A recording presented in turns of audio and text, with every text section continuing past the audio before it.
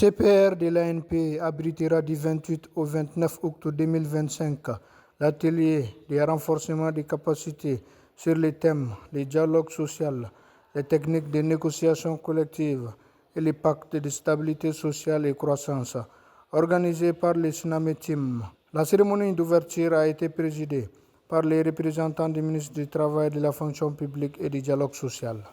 L'objectif visé à travers cette formation est de renforcer les capacités des leaders sénégaux du Tsunami Team afin de leur permettre de pleinement jouer les missions confiées par leurs bases respectives. L'importance de la formation sénégale n'est plus à démontrer. C'est une nécessité absolue pour que les membres des organisations sénégales soient plus efficaces, qu'elle leur permette d'acquérir des connaissances et des compétences pour mieux défendre leurs droits et pour mener à bien les actions revendicatrices et les négociations avec les employeurs.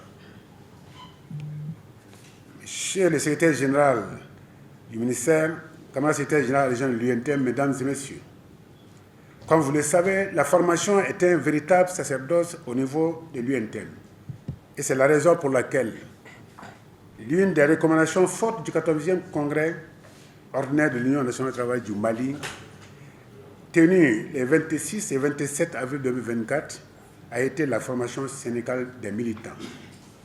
Vous me permettez de citer le camarade secrétaire général Abouba Katilé qui disait en janvier 2025, notre époque étant celle des cerveaux les plus productifs, notre vision est d'amener les travailleuses et travailleurs, jeunes et anciens, à être plus ingénieux, plus réceptifs des méthodes des travailleurs les plus perfectionnés, mais aussi à être des interlocuteurs préparés à soutenir les débats, les discussions, le dialogue nécessaire au développement, nécessaire à la satisfaction des besoins des masses laborieuses. Fin de citation. J'ai l'insigne privilège de représenter ici le camarade Yacouba Katilé, secrétaire général de l'INTM, absent pour des raisons d'État. C'est un plaisir d'être parmi vous ce matin. Vous, de la classe ouvrière, ouvriers du monde, unissez-vous. Le syndicalisme, camarades, c'est vous. Vous de la classe ouvrière. Il est né de vos révoltes et de vos souffrances. Le syndicalisme est parti de vous, vous de la classe ouvrière. Chers camarades, Bengali, en tant que syndicaliste, vous êtes le plus envié des secrétaires généraux parce que vous couvrez la classe ouvrière. Et c'est cette classe ouvrière qui caractérise le syndicalisme. Nous vous envions. Nous qui sommes de notre classe de syndicalisme, comme il le dit, le syndicalisme des climatiseurs. Ça, c'est la particularité aujourd'hui avec l'évolution du syndicalisme. Mais le syndicalisme est né de vous, camarades. Ou des syndicalistes, oui. Avec de Mako syndicalistes. Cette formation rentre en droite ligne des recommandations du congrès de l'INTM, qui a placé le mandat du bureau exécutif sous le signe de la formation. Parce qu'un syndicaliste sans formation est un danger pour lui, il est un danger pour son pays et il est un danger pour la société. Quand il est mal formé, il peut causer et nuire énormément à son pays, énormément à son entreprise, énormément à lui-même.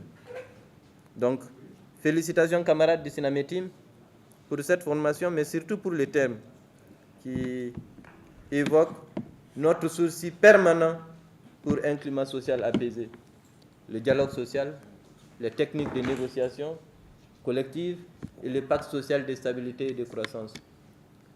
Et vous convenez avec moi que ce thème est un thème qui rassemble un nombre de facteurs qui peuvent amener à apaiser le climat social dont notre pays a tant besoin.